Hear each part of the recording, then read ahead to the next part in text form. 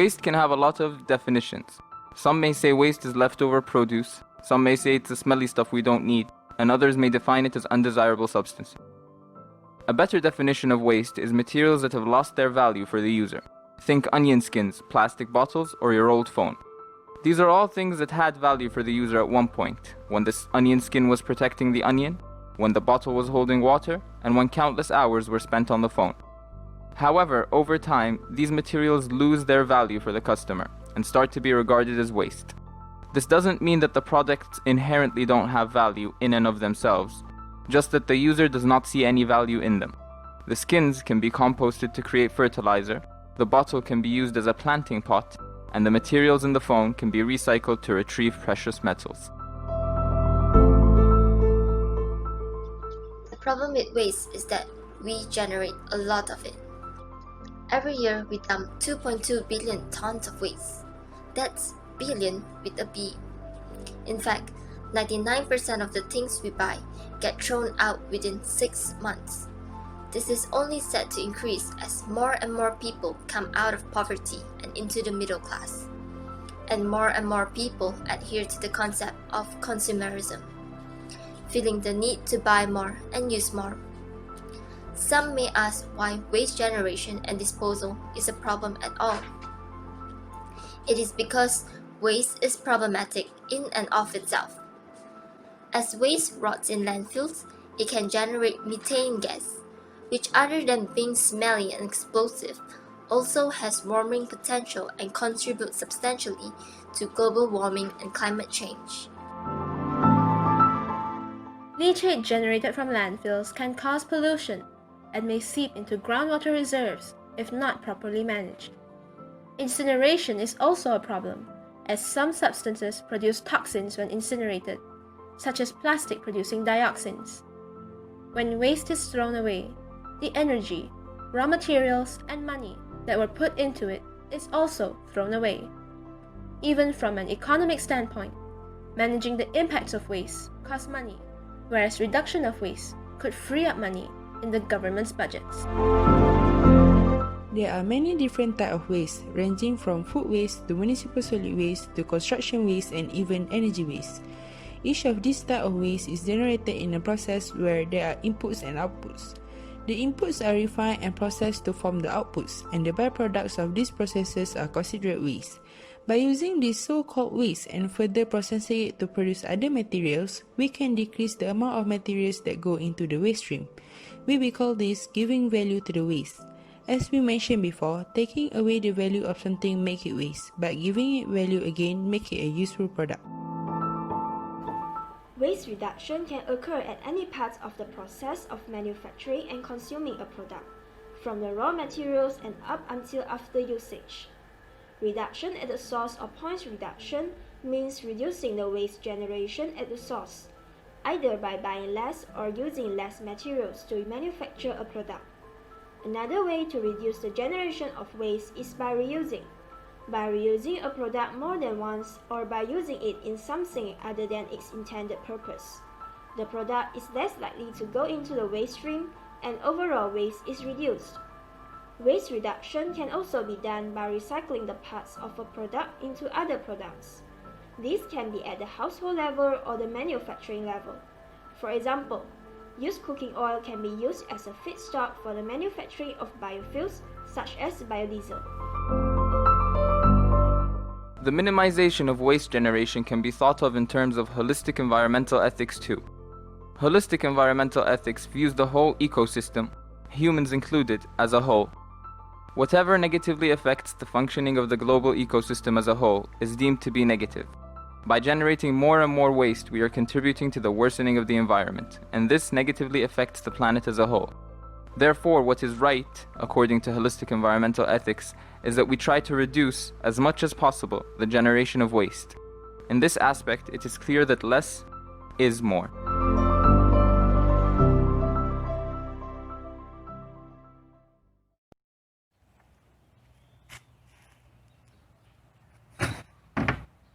There are many different types of waste, and they can be categorized in a variety of ways.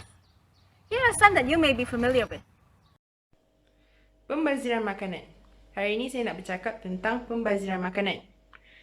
Pernah dengar tak pasal pembaziran makanan? Apakah itu pembaziran makanan? Pembaziran makanan ni adalah makanan yang kita makan lepas tu tak habis dan kita buang begitu sahaja. Industri yang selalu membazir makanan ni adalah seperti industri makanan dan minuman. Di rumah sendiri kita membazir makanan, di restoran ataupun kilang makanan sendiri.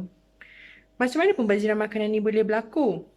Ianya berlaku apabila kita beli makanan terlalu banyak, kita masak makanan terlalu banyak ataupun kita simpan makanan terlalu lama dan menjadi basi. Jadi apa kita buat dengan semua ni? Kita buang. Jadilah pembaziran makanan.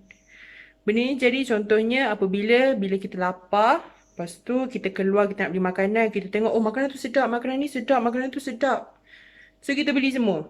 Bila kita beli semua, kita makan, sikit je dah kenyang. Jadi lebih banyak tu kita buat apa? Kita buang. Macam mana cara kita nak mengelak daripada membazir makanan adalah yang pertama, kita makan apabila lapar sahaja. Yang kedua, kita makan ikut kemampuan dan bukan nafsu. Nak gimana tu? Nak gimana tu? Makanan tu nak buat apa? Sebab dah kenyang, so nak buang. Nak buang makanan? Inilah contoh pembaziran makanan berlaku. Lain kali makan sikit-sikit, bukan makan banyak terus. Makan ikut kemampuan. Lepas tu nak buang. Tapi dah kenyang. Jangan membazir. Mari sini akak makan. Jangan membazir. Today I'll be introducing about hazardous waste. Do you know there are various types of hazardous waste surrounding us at home? This hazardous waste is known as household hazardous waste. Here is some of the potential household hazardous waste which we can commonly find in our house. Here is batteries, cleaning agent, mosquito spray, oil, expired medicine, used personal protective equipment, PPE like masks and gloves. Why do we consider them as hazardous waste? It is because of the potential threat to our human health and the environment if not disposed properly. They have the characteristics of being ignitable, corrosive, reactive, and also toxic in nature. Some of these products may not be as harmful as you think, but only if you use it according to the label directions, like right here. Here is an example of a hazardous waste product. As you can see on the labeling, there are two hazardous symbols. The first one, health hazard, and the second one, that it is flammable. Hence, we have to store and dispose this product in a proper manner.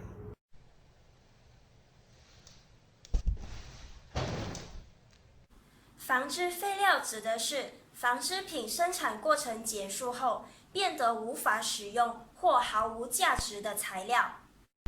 它可以在整个纺织制作过程中生产，例如纺纱、织造、针织、染色、后期整理和服装搭配。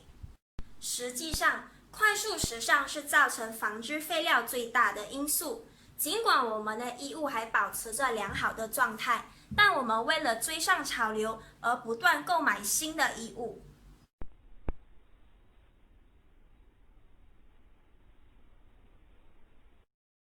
전자 폐기물 또는 e-waste는 일반적으로 수명이 다했거나 거의 다한 가전제품 및 전자제품들을 말합니다.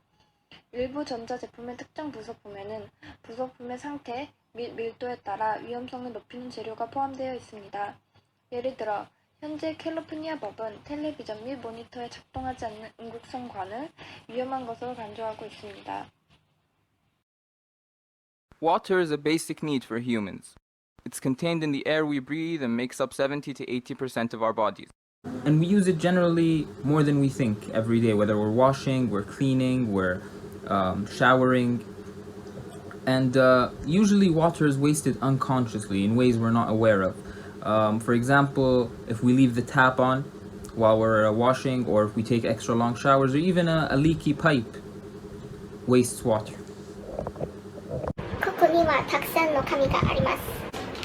古紙は使われなくなった紙です。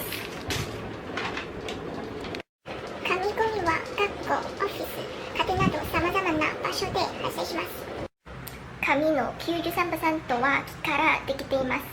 そしてすべての木は酸素を生成します。紙の使用量を減らして古紙をリサイクルすることを忘れないでください。我马路长会好，爱落去食饭了，行。我人平常日子会使看到的能源有火、电、燃料、车油。这些能源主要来自燃烧化石燃料。假了人白白爱惜能源，有真正简单的办法。若是有别的人爱去上的地方，换一只车就好，洗车油，空气无安尼垃圾。电脑无用了爱砍电，插头爱放掉。凡是火无用了爱砍，洗电洗泪知无Menemu kita, keluaran plastik yang nakal 8,3 juta tan hari 1950 kelia. Maya tahun 2015, nakal 6,300 tan plastik dah digagal serta dunia. Tahun maya itu, pemerat 5,25 trilion plastik partikel, nakal 249,979,264 tan terapung di atas laut. Nama kebuah mayo, laban plastik datai ari plastik dia kena urang malut barang bakap packaging. Mina kena sakalik saja alu dibuai sida inda ngira urang bukai. Semua plastik dikena sida mayo, enda uli reput. Tajapan bisi digagal urang bioplastik, nya pun enda kelalu senang karaf reput. Dudi ari ila, plastik digagal kita mensia tahu bergunung. Menua ke alam sekitar, tahukah menua kita diau. Construction waste, or construction and demolition material, usually abbreviated to C&D for short, is the unwanted material that's produced either directly or incidentally by construction sites. This is usually made up of gypsum, wood, metal, pipes, adhesives, paint, or even soil that's generated from construction sites. And this type of material is usually generated from when construction companies are building a new building, or demolishing an old building, or even restructuring an old building.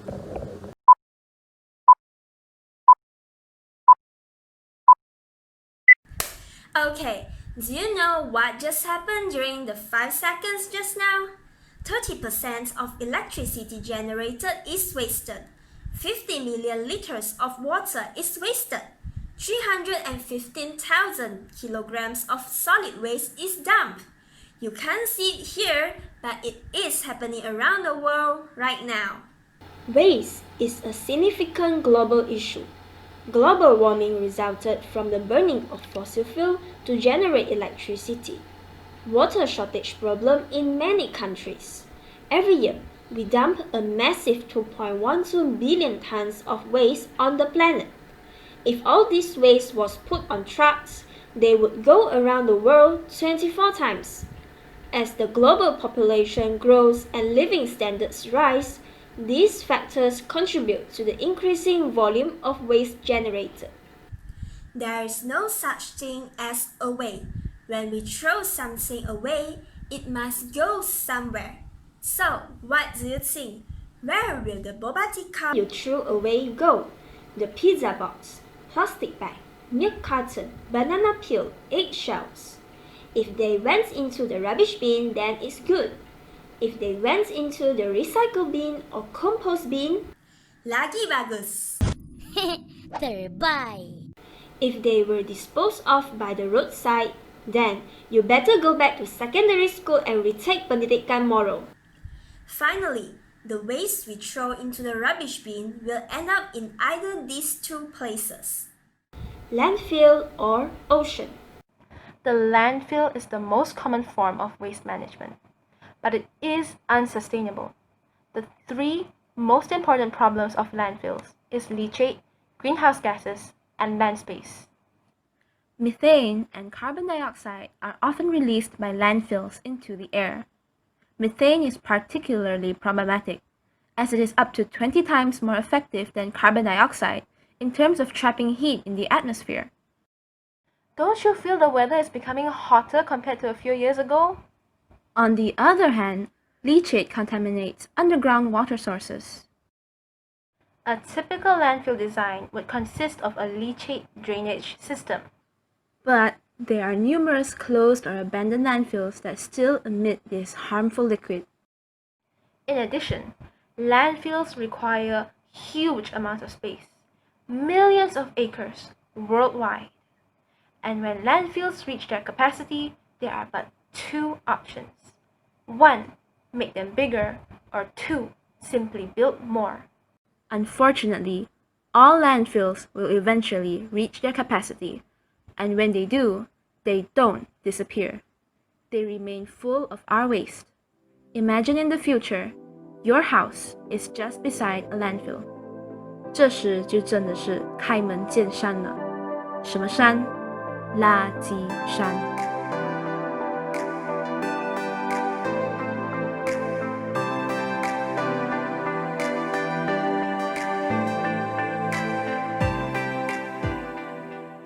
Mismanagement of waste on land leads to marine littering, which is mainly caused by plastic waste. Have you guys ever heard of the Great Pacific Garbage Patch? This trash island, which is located between Hawaii and California, accumulates plastic debris, and it is roughly 3 times the size of France. This plastic debris will eventually degrade into microplastic and enter the food chain.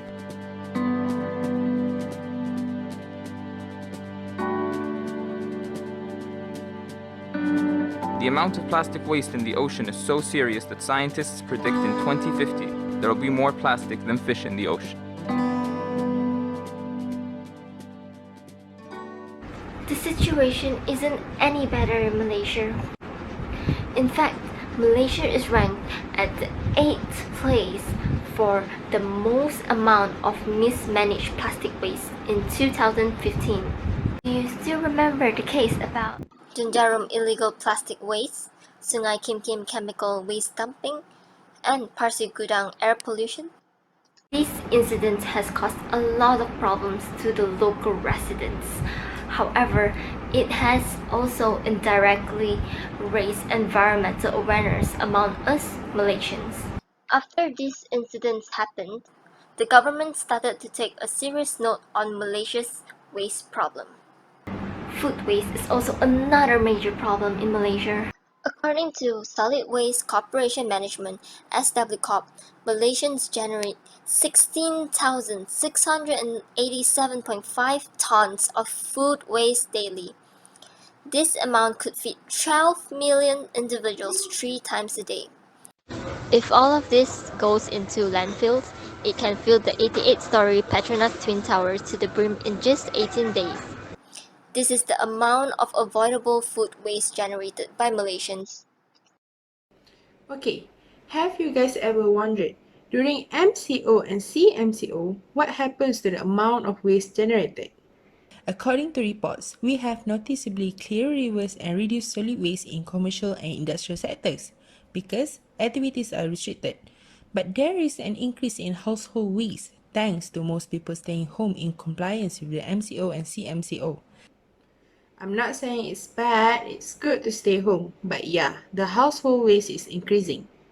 Factors that cause the spike in household garbage includes packaging from ordering food delivery and online purchases since people cannot go out. Another category of waste which has also increased is medical waste. The face masks, face shield, gloves and other PPEs are single-use, so it is unavoidable. Don't ever recycle them because they are hazardous. As a responsible consumer, what can we do to mitigate waste problem at home? Let's have a look.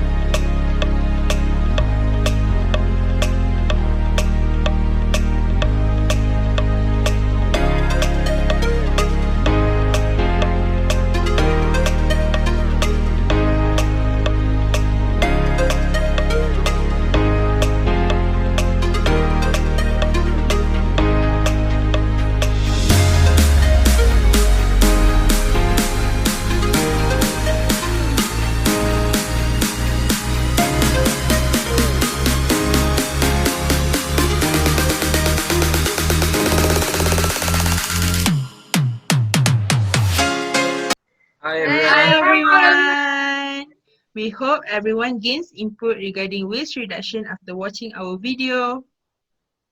Waste reduction may seem like it's a small matter, but it actually plays an important role in our daily life.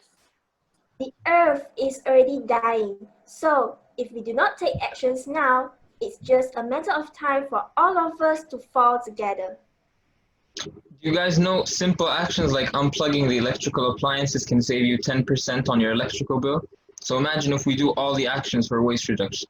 We can almost save a bit of everything in our daily life. We hope everyone that is watching can practice waste reduction and spread knowledge to everyone around.